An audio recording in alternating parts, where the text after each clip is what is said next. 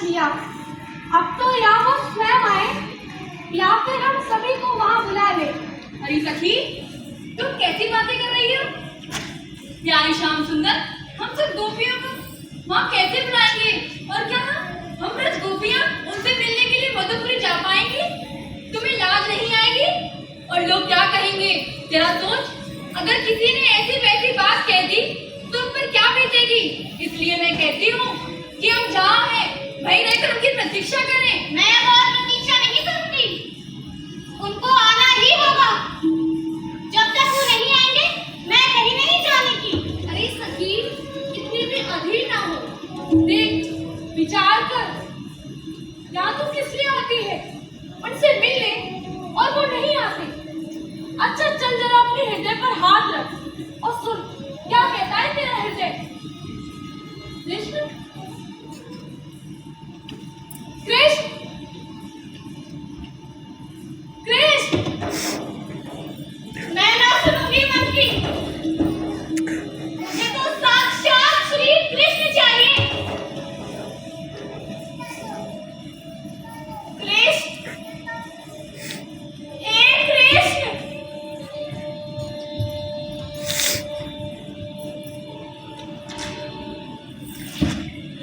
आना है तो आओ,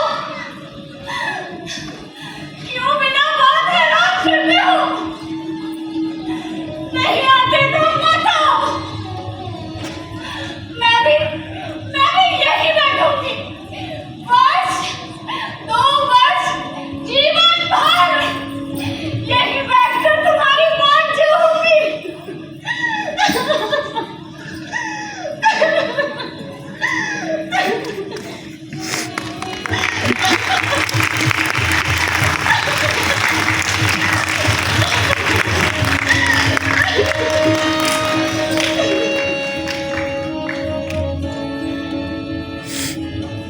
जरा देखो तो इन मेघों को,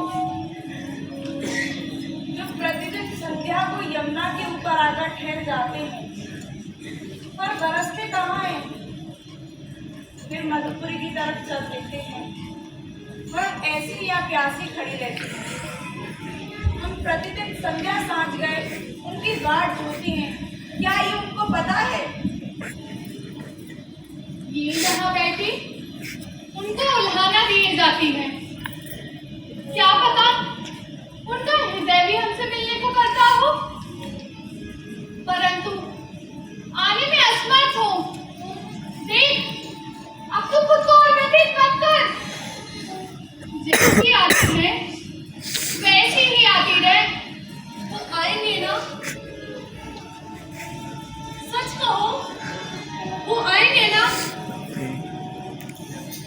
हे नाथ, मैं आज भी आपके पद चिन्हों को ढूंढती हूँ।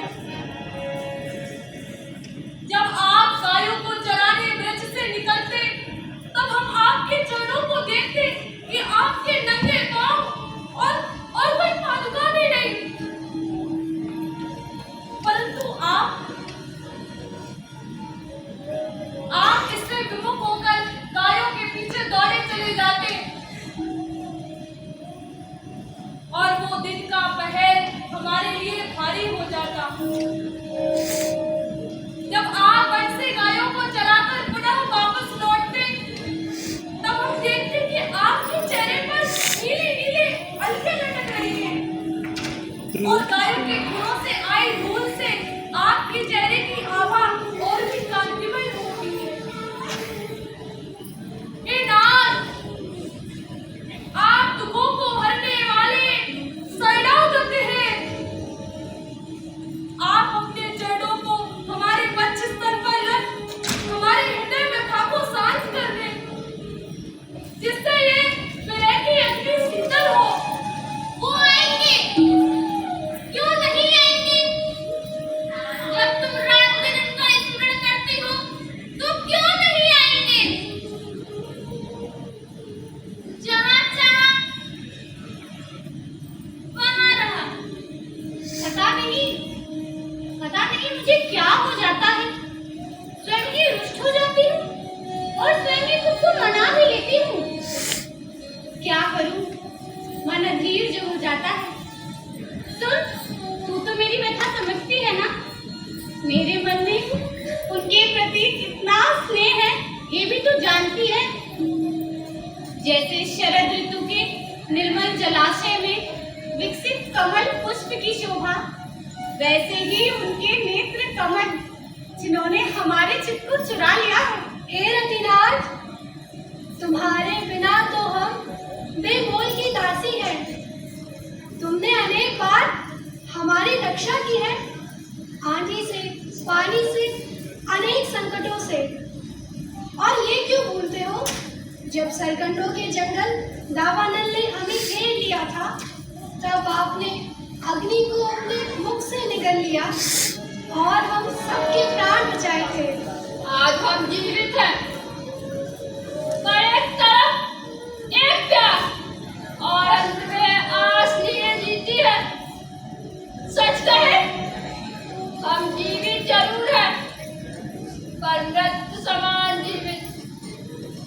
आप आते भी नहीं और हमें बुलाते भी नहीं। आप एक बार आए और आकर देखें कि आपके बिना हमारा जीवन कैसा है। देखा था, तुम हमसे दूर हो, पर हमें लगता है कि आप हर क्षण हमारे पास हो। इसलिए हे सखियों, मेरे कहे पर ध्यान दो। कुछ तो कहो, कुछ तो बोलो। अरे कुछ गा सकती हो तो गाओ, हम गाएंगी और हमारे स्वर लहरें लहरों पर चढ़ती इस बात तक पहुंचेगी। वो सुनेंगी, सुनकर बेचैन होंगी, जैसे हम सब यहाँ होती हैं।